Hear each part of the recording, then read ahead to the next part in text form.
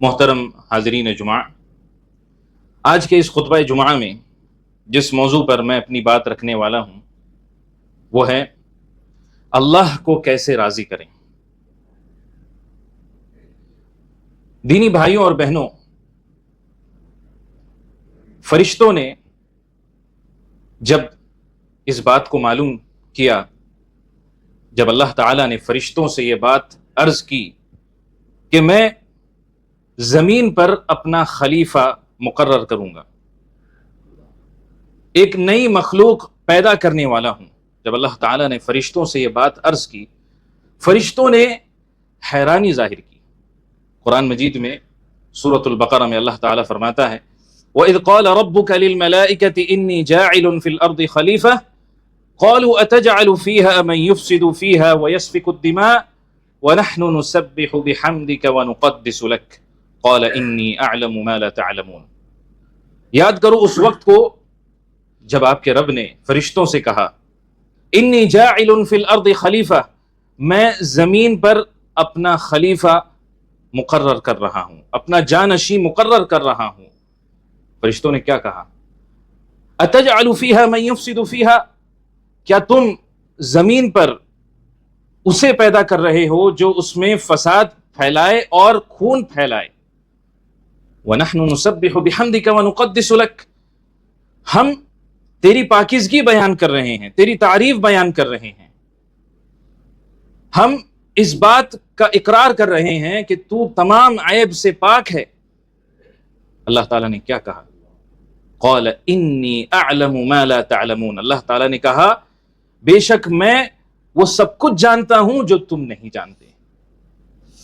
فرشتوں نے حیرانی ظاہر کی کہ ہم تو تیری عبادت کر ہی رہے ہیں، ہم تو تیری تعریف بیان کر ہی رہے ہیں، تو آخر ایک مٹی اور خواہشات سے بنے ہوئے انسان کو پیدا کرنے کی کیا ضرورت ہے؟ انہوں نے یہ سوال تنقید کے طور پر نہیں کیا، نقد کرنے کے لیے، کرٹیسائز کرنے کے لیے نہیں کیا، لیکن فرشتے جاننا چاہتے تھے کہ اللہ تعالی جب انسان کو پیدا کر رہا ہے آخر اس کے پیچھے حقیقت کیا ہے، اس کے پیچھے حکمت کیا ہے۔ تو فرشتوں کا یہ گمان تھا کہ انسان زمین پر فساد پھیلائے گا اور خون خرابہ کرے گا۔ اللہ تعالیٰ کا جواب یہی تھا کہ میں وہ سب کچھ جانتا ہوں جو تم نہیں جانتے۔ یعنی اللہ تعالیٰ بخوبی جانتا تھا کہ یہی انسان کے دل میں جو اخلاص، جو قربانی کا جذبہ، جو توبہ کا جذبہ اور محبت الہی کا جذبہ جو اس انسان کے دل میں ہوگا، یہ فرشتوں سے بھی افضل ہوگا۔ فرشتوں کی عبادت اور انسانوں کی عبادت میں ایک ظاہری فرق ہے، علماء کرام نے اسے واضح کیا ہے۔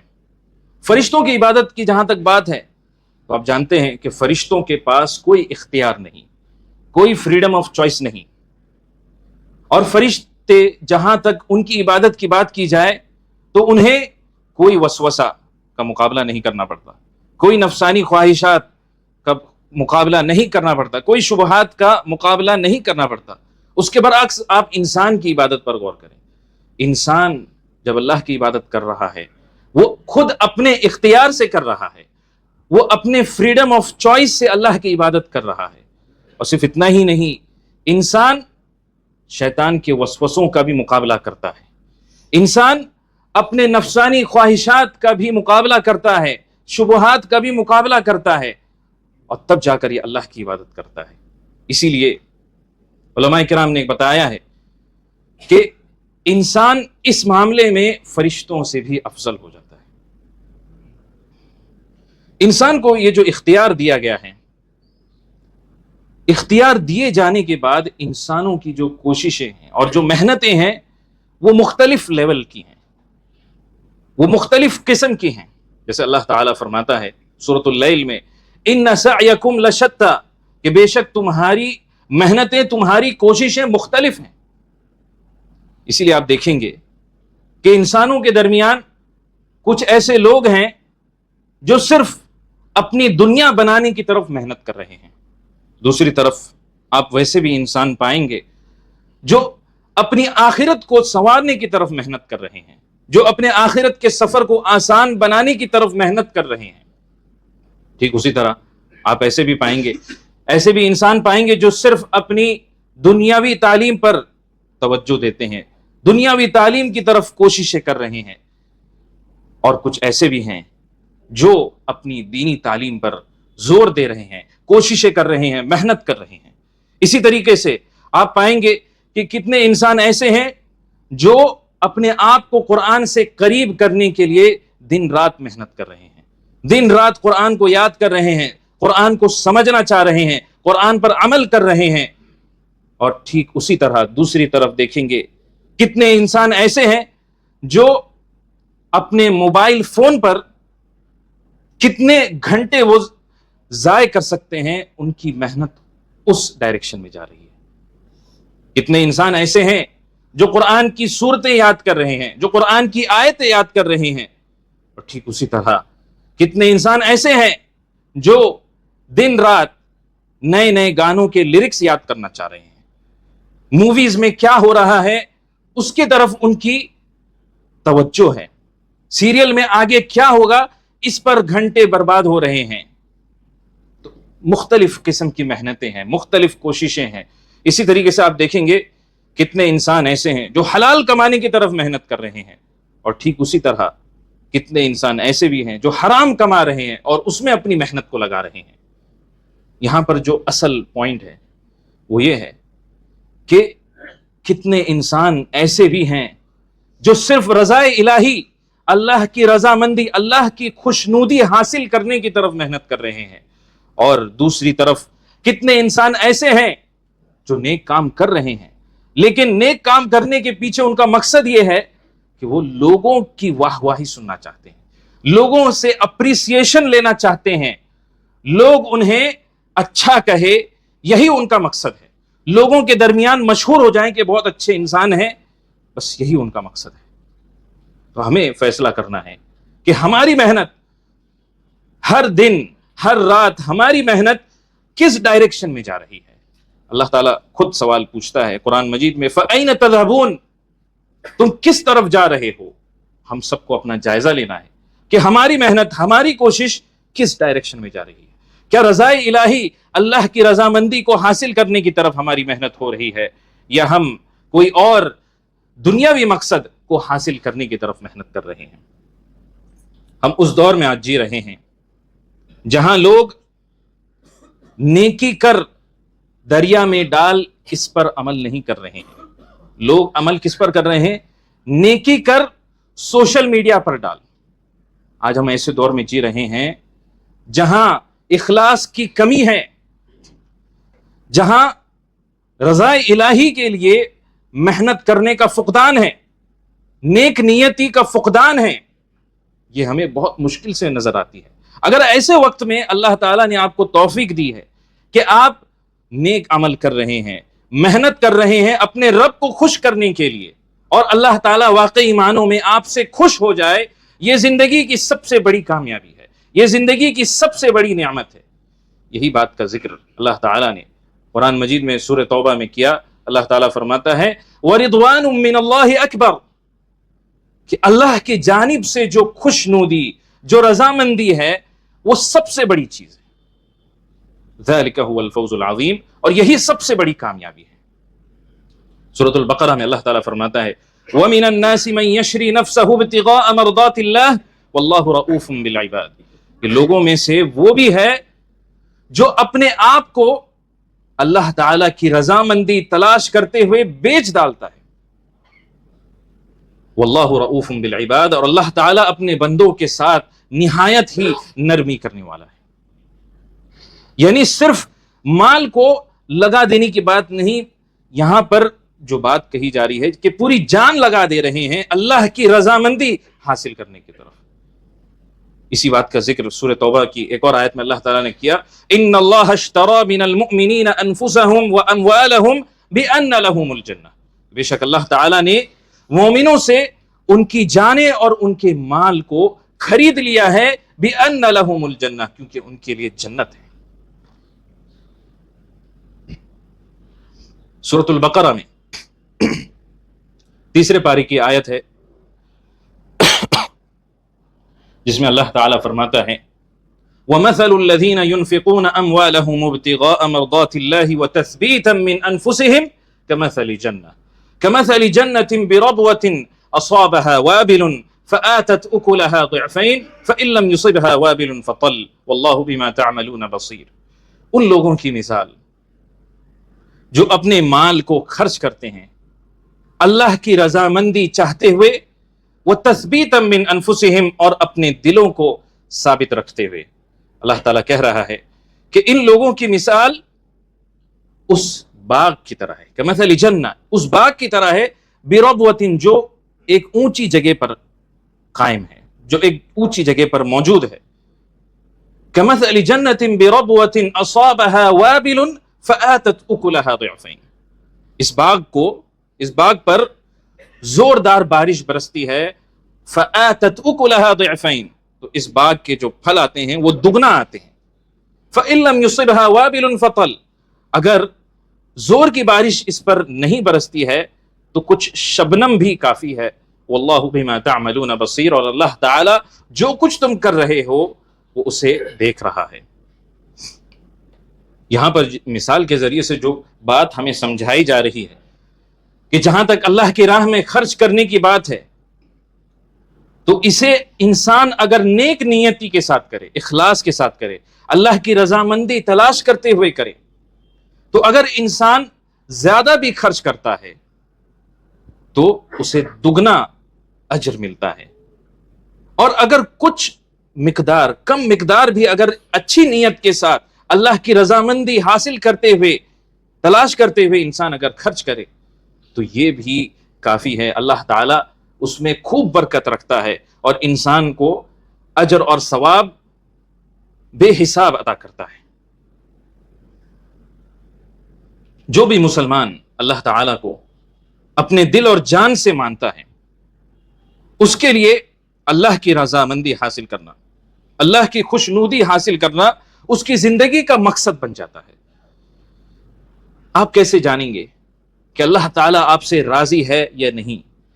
یہ ایک آسان طریقہ جس کے ذریعے سے آپ اللہ کی رضامندی تک پہنچ سکتے ہیں، وہ کیا ہے؟ وہ یہ ہے کہ آپ اللہ کی توحید میں ماننے والے ہوں اور رسول اللہ صلی اللہ علیہ وسلم کی سنت سے وابستگی رکھتے ہوں، اللہ کے رسول کی سنت پر عمل کرنے والے ہوں۔ یہ ایک بڑا ہی آسان جواب ہے کہ کیسے آپ اللہ کی رضامندی تک پہنچ سکتے ہیں۔ اگر آپ کے اندر یہ صفت موجود ہے، ایک نشانی ہے کہ اللہ تعالیٰ آپ سے راضی ہے، تو وہ کون سے اعمال ہیں جس کے ذریعے سے ہم اپنے رب کی رضامندی تک پہنچ سکتے ہیں؟ یہاں پر میں کوشش کروں گا کہ کچھ اعمال آپ کے سامنے یہاں پر ذکر کیے جائیں تاکہ ہم سب انہیں اپنی زندگی میں اپنا سکیں اور اپنے رب کی رضامندی حاصل کر لیں۔ سب سے پہلی بات، الحمدللہ کا کہنا۔ الحمدللہ کا کہنا، آپ سوچ رہے ہوں گے الحمدللہ یہ معمولی جملہ ہے، چھوٹا سا جملہ ہے، اس سے ہم اللہ کی رضامندی تک کیسے پہنچ پائیں گے؟ ہم الحمدللہ آئے دن کہتے ہیں، کوئی بھی ہم سے کہتا ہے خیریت سے ہیں، ہم کہتے ہیں الحمدللہ، ہماری زبان پر رٹا ہوا ہے۔ لیکن سوال یہ ہے کہ جب ہم الحمدللہ کہتے ہیں، کیا ہم واقعی معنوں میں اسے محسوس کر رہے ہیں؟ جب ہم یہ جملہ ادا کر رہے ہیں، کیا ہم واقعی معنوں میں اللہ تعالیٰ کی تعریف بیان کر رہے ہیں؟ کیا ہم واقعی معنوں میں اللہ کا شکر ادا کر رہے ہیں؟ ہمیں سوچنا ہے، ہمیں غور اور فکر کرنا ہے۔ یا الحمدللہ صرف اچھے حالات میں ہم کہتے ہیں، جب مشکل وقت آتا ہے تو کیا ہم الحمدللہ کہتے ہیں یا نہیں؟ کیونکہ کتنا بھی مشکل وقت کیوں نہ ہو، اللہ کی نعمتیں آپ پر موجود ہیں، اللہ تعالیٰ اپنی نعمتوں کو آپ پر انعام کر رہا ہے، کتنے بھی مشکل وقت میں آپ کیوں نہ ہو، تو کیا آپ الحمدللہ مشکل وقت میں بھی ادا کرتے ہیں اپنی زبان سے؟ اللہ تعالیٰ فرماتا ہے لَإِن شَكَرْتُمْ لَأَزِيدَنَّكُمْ وَلَإِن كَفَرْتُمْ إِنَّ عَذَابِي لَشَدِيدٌ، اگر تم شکر گزاری کرو گے، لَأَزِيدَنَّكُمْ، میں تمہیں مزید بڑھا کر دوں گا۔ جو نعمتیں میں نے تم پر انعام کی ہیں، اللہ تعالیٰ کہہ رہا ہے کہ اس میں مزید برکت عطا کر دی جائے گی۔ وَلَئِن كَفَرْتُمْ، اور اگر تم ناشکری کرو گے، إِنَّ عَذَابِي لَشَدِيدٌ، بے شک میرا عذاب دردناک ہے۔ سخت ہے۔ اللہ کے رسول صلی اللہ علیہ وسلم کی حدیث ہے، ان اللہ لا یرضى عن العبد ان یأکل الاکلة فیحمده علیہا او یشرب الشربة فیحمده علیہا، بے شک اللہ تعالیٰ اپنے بندے سے راضی ہو جاتا ہے کہ وہ کھانا کھائے اور اللہ تعالیٰ کی حمد بیان کرے، اپنے زبان سے الحمدللہ کہے، یا پانی پیے اور اللہ تعالیٰ کا حمد بیان کرے۔ آج ماڈرن سائیکالوجی ہمیں سکھاتی ہے کہ ہمیں گریٹیٹیوڈ پریکٹس کرنا چاہیے، شکر گزاری کرنا چاہیے۔ اس بات کو بتایا جاتا ہے، لیکن شکر گزاری کس کی کرنی ہے؟ یہاں پر بالکل بلینک ہے، شکر گزاری کس کی کریں؟ یہ سائیکالوجی ہمیں نہیں سکھاتی۔ ہمارا دین ہمیں پہلے سے ہی سکھا چکا ہے کہ الحمدللہ کا کہنا یہ آپ کی نعمتوں میں مزید برکت لے کر کے آئے گا، آپ کی زندگی میں جو سٹریس ہے اس کو دور کرے گا۔ اسی لیے ہمارے اسلامی زندگی کا یہ روزمرہ کا حصہ ہے الحمدللہ کا کہنا۔ اسی لیے ہمیں چاہیے کہ جب بھی ہم الحمدللہ کہیں، دل سے کہیں، سمجھ کر کہیں، اللہ کا شکر ادا کر رہے ہیں، اس نیک نیتی کے ساتھ آپ اسے کہیں۔ اسی طریقے سے دوسرا راستہ جس کے ذریعے سے ہم اللہ تعالی کی رضامندی تک پہنچ سکتے ہیں وہ ہے رفاہی خدمات، جسے کہتے ہیں سوشل سروس یا سوشل ورک۔ اللہ کے رسول صلی اللہ علیہ وسلم کی حدیث ہے، احب الناس الی اللہ انفعهم للناس، کہ لوگوں میں سب سے محبوب ترین لوگ وہ ہیں جو لوگوں کو زیادہ سے زیادہ فائدہ پہنچاتے ہیں۔ وَأَحَبُّ الْأَعْمَالِ إِلَى اللَّهِ سُرُورٌ تُدْخِلُهُ عَلَى مسلم، اللہ تعالیٰ کے نزدیک سب سے محبوب ترین عمل یہ ہے کہ آپ کسی مسلمان بھائی یا کسی مسلمان بہن کو خوش کریں، اسے خوشی دیں، آپ کی وجہ سے وہ خوش ہو۔ اللہ تعالیٰ کو یہ سب سے زیادہ محبوب ترین کام ہے۔ او تکشف عنہ کربہ، یا اس سے کوئی پریشانی کو دور کریں، او تقضی عنہ دینا، یا اس کے قرض کو آپ اتاریں، او تطرد عنہ جوعا، یا آپ پائیں کہ وہ بھوکا ہے، اس کی بھوک کو آپ دور کریں۔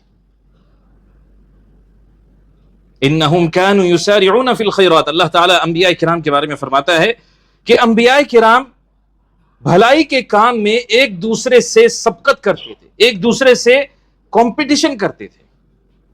آپ اللہ تعالیٰ کی رضامندی تک پہنچنا چاہتے ہیں تو اخلاص کے ساتھ رفاہی کام کو انجام دیں، سوشل ورک کریں، کسی مسلمان بھائی یا کسی مسلمان بہن کو خوشی دیں۔ سب سے آسان کام ہے، اپنے مسلمان بھائی یا اپنے رشتہ دار یا اپنے دوست یا اپنی بیوی یا اپنے بچے یا اپنے والدین، انہیں آپ خوش کریں، آپ کی وجہ سے وہ خوش ہوں۔ اس میں آپ کو کیا کرنا پڑے گا؟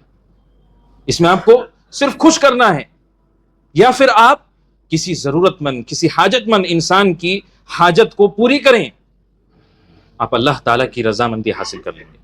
اسی طریقے سے دعا کا کرنا، دعا کرتے رہنا، اللہ تعالیٰ کو یاد کرتے رہنا اور ہر وقت اللہ کو پکارنا، اپنی زبان کو اللہ کے ذکر سے تر رکھنا، یہ بھی آپ کو اللہ کی رضامندی حاصل کر کے دے گا۔ اللہ کے رسول نے فرمایا، لیس شیء اکرم علی اللہ من الدعاء، اللہ تعالیٰ کے نزدیک دعا سے بڑھ کر کوئی معزز چیز نہیں۔ اللہ تعالیٰ بہت پسند کرتا ہے کہ بندہ اس سے مانگے، اس سے دعا کرے۔ وَإِذَا سَأَلَكَ عِبَادِي عَنِّي فَإِنِّي قَرِيب، اور جب میرے بندے آپ سے اے محمد صلی اللہ علیہ وسلم سوال کریں میرے بارے میں، فَإِنِّي قَرِيب، میں یقیناً قریب ہوں، اجیب دعوت الداعی اذا دعان، میں ہر پکارنے والی کی پکار کو جب کبھی وہ مجھے پکارے میں اسے سنتا ہوں، میں اس کا جواب دیتا ہوں۔ فَلْيَسْتَجِيبُوا لِي وَلْيُؤْمِنُوا بِي لَعَلَّهُمْ يَرْشُدُونَ، لہٰذا لوگوں کو بھی چاہیے کہ وہ میری باتیں مانا کریں اور مجھ پر ایمان رکھیں تاکہ وہ صحیح راہ پر ہوں۔ اسی لیے دعا کا اہتمام کیجیے۔ اگر آپ ایسے شخص ہیں جو اللہ تعالیٰ کو ہر وقت کوشش کرتے ہیں کہ اللہ کو یاد رکھیں، یا کم از کم آپ استغفر اللہ کہتے ہیں، آپ فارغ ہیں، آپ انتظار کر رہے ہیں، یا آپ لفٹ کا انتظار کر رہے ہیں، مثال کے طور پر آپ استغفر اللہ کہہ رہے ہیں، سمجھ کر کہہ رہے ہیں، اللہ تعالیٰ کو یہ بہت محبوب ترین ہے، یہ آپ کو اللہ تعالیٰ کی رضامندی تک پہنچائے گا. اسی لیے اللہ تعالیٰ کو ہر وقت پکارتے رہیں.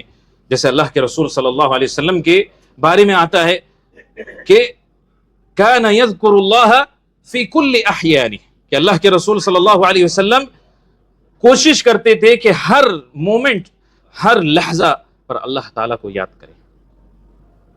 اسی طریقے سے نماز میں خشوع کو اپنانا، یہ بھی آپ کو رضا الہی تک پہنچائے گا. اللہ تعالیٰ فرماتا ہے سورۃ المؤمنون میں، قد افلح المؤمنون الذین هم فی صلاتهم خاشعون، یقیناً کامیابی حاصل کر لی ہے ایمان والوں نے جو اپنی نمازوں میں خشوع کو اختیار کرتے ہیں. سب سے پہلی صفت جو اللہ تعالیٰ نے کامیاب مومنین کی جو یہاں پر ذکر کی ہے وہ یہ ہے کہ وہ اپنی نمازوں میں خشوع کو اختیار کرتے ہیں. خشوع آج ایک کھویا ہوا خزانہ بن چکا ہے. آج ہماری نمازوں میں خشوع، بہت ہی کم ایسے مصلی ہوں گے جو ہو سکتا ہے خشوع کو اپناتے ہوں گے. خشوع سے کیا مراد ہے؟ خشوع سے مراد یہ ہے کہ آپ جب اپنے رب کے سامنے نماز میں کھڑے ہوں، آپ پوری یکسوئی کے ساتھ، پوری توجہ کے ساتھ، پورے کنسنٹریشن کے ساتھ اللہ تعالیٰ کا تقوی اختیار کرتے ہوئے پورے سکون اور اطمینان کے ساتھ کھڑے ہو جائیں. آج ہم یہ حاصل نہیں کر پا رہے ہیں کیونکہ ہم بہت زیادہ ڈسٹریکٹڈ ہو چکے ہیں. ہم بہت زیادہ لہویات میں اور لغویات میں، لا یعنی چیزوں میں الجھے ہوئے ہیں. یہی وجہ ہے کہ آج ہماری نمازوں میں ہم فوکس نہیں کر پا رہے ہیں. تو اس پر توجہ دینے کی ضرورت ہے. کامیابی کی سب سے بڑی صفت جو قرآن بتاتا ہے وہ یہ ہے کہ نماز میں خشوع کو اختیار کر لینا. اسی طریقے سے تواضع اور انکساری، ہمبلنس جسے کہتے ہیں، عاجزی، آپ کے اندر اگر یہ صفت موجود ہے آپ رضا الہی تک پہنچ جائیں گے. امام یحییٰ ابن کثیر رحمہ اللہ نے کہا رأس التواضع ثلاثہ، کہ تواضع حقیقت میں 3 چیزوں میں ہے. ان تبدأ من لقیت بالسلام، آپ کسی سے ملاقات کریں، آپ خود سب سے پہلے سلام کریں، سب سے پہلی بات.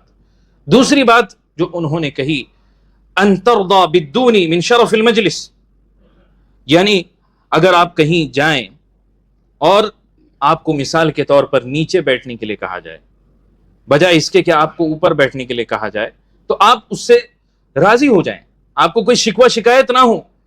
یہی ہے تواضع، یہی ہے ہمبلنس. اور اسی طرح سے انہوں نے کہا وَتَكْرَهَ الْمِدْحَةَ وَالسُّمْعَةَ وَالرِّيَاءَ بِالْبِرِّ، اور تواضع یہ بھی ہے کہ کوئی انسان آپ کے اچھے کام پر آپ کی تعریف اور توصیف کرے اور آپ اسے برا مانیں.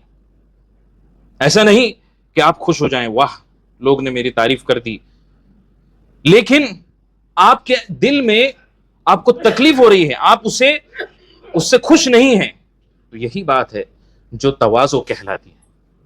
اسی طرح سے ما تواضع احد للہ الا رفعہ اللہ، کہ کوئی بھی انسان اللہ تعالی کے واسطے اپنے آپ کو عاجز بناتا ہے، اپنے آپ کو متواضع بناتا ہے، الا یہ کہ اللہ تعالیٰ اس کے درجات کو بلند کر دیتا ہے، اس کے مقام کو بلند کر دیتا ہے. بہت محبوب ترین صفت ہے. خود اللہ کے رسول صلی اللہ علیہ وسلم ہم سب کے اسوہ حسنہ ہیں تواضع کے معاملے میں. اللہ کے رسول صلی اللہ علیہ وسلم کے بارے میں آتا ہے کان رسول اللہ صلی اللہ علیہ وسلم یجلس بین ظہری اصحابہ فیجیء الغریب فلا یدری ایہم ہوا حتی یسأل. اللہ کے رسول صلی اللہ علیہ وسلم صحابہ کرام کے درمیان اس طرح سے بیٹھتے تھے کہ اگر کوئی باہر سے آنے والا آدمی آتا تو وہ پہچان نہیں پاتا کہ اللہ کے رسول کون ہیں، یہاں تک کہ وہ سوال کرتا. تواضع، عاجزی، انکساری، اس صفت کو ہمیں اپنے اندر اپنانا ہے.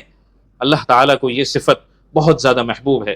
اس کے برعکس تکبر اور گھمنڈ یہ شیطانی صفت ہے، یہ فرعون کی صفت ہے جو ایک انسان کو تباہ اور برباد کر دیتی ہے. اسی طرح سے آخری بات جو یہاں پر میں ذکر کرنا چاہوں گا جو ہمیں رضائے الہی تک پہنچائے، وہ یہ ہے کہ سچی بات کرنا اور سچائی پر مبنی زندگی کو گزارنا۔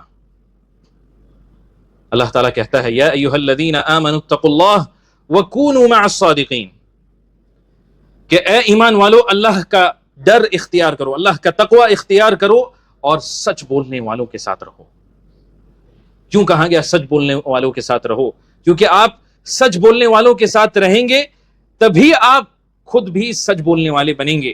اگر آپ جھوٹوں کے ساتھ رہیں گے آپ خود وہی صفت اپنائیں گے۔ آج جھوٹ فیشن بن چکا ہے، آج جھوٹ بڑی عام سی چیز بن چکی ہے۔ کوئی انسان جھوٹ بول کر دھندا کرے یا کسی کو بیوقوف بنا کر دھندا کرے، فراڈ کر کے دھندا کرے، اسے سماج کے اندر بہت ہی چالاک سمجھا جاتا ہے۔ وہ اس کی بیوقوفی ہے، وہ اپنی ہلاکت کو دعوت دے رہا ہے۔ اسی لیے سچائی پر مبنی زندگی کو گزارنا ہے، سچ بات کرنا ہے اور حق کی تلاش کرنا ہے ہمیشہ۔ یہی صفت ہمیں رضائے الہی تک پہنچا سکے گی۔ اور آخری صفت جو یہاں پر میں ذکر کروں گا وہ یہ ہے کہ اللہ سے ملاقات کا شوق آپ کے دل میں ہونا چاہیے۔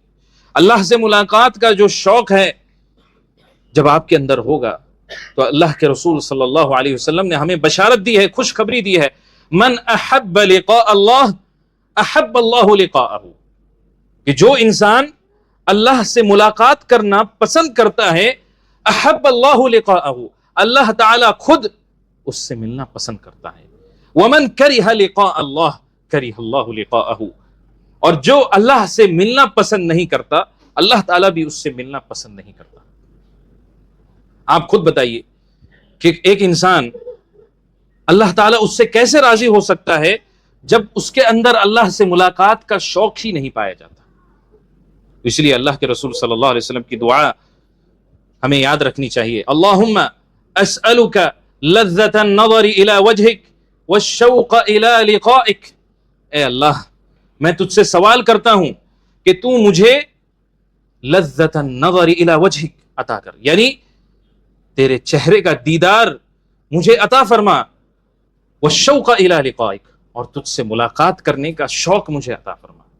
فمن كان يرجو لقاء ربه فليعمل عملا صالحا ولا يشرك بعبادة ربه احدا، جو کوئی بھی شخص اپنے رب سے ملنے کی امید رکھتا ہے اسے کیا کرنا ہے؟